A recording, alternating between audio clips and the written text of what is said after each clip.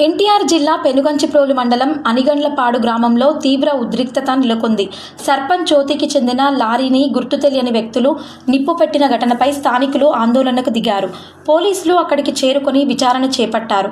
అనుమానంతో బొషెట్టి త్రినాథ్ అనే వ్యక్తిని అదుపులోకి తీసుకున్నారు. అతడిని కారులో ఎక్కించుకుని వెళ్తుండగా గ్రామస్తులు అడ్డగించారు. పోలీసులు వినియోగించిన ఆ ప్రైవేటు కారును ధ్వంసం చేసి సిఐ ఎస్ఐ సమక్షంలోనే త్రినాథ్పై స్థానికులు దాడి చేశారు.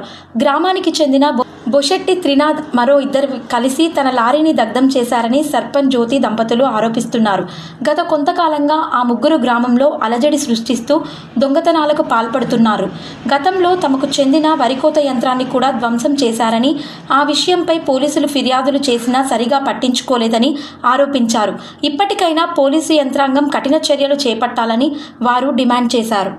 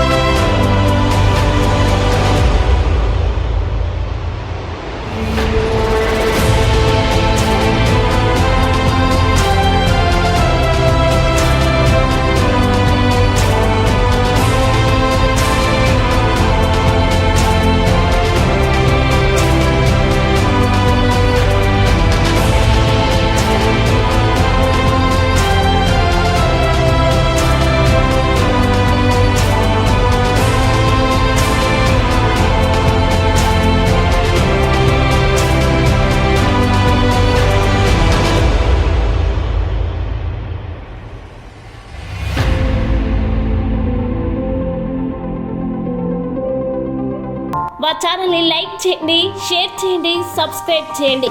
మరిన్ని అప్డేట్స్ కోసం పక్కనే ఉన్న బెల్ బటన్ నొక్కండి.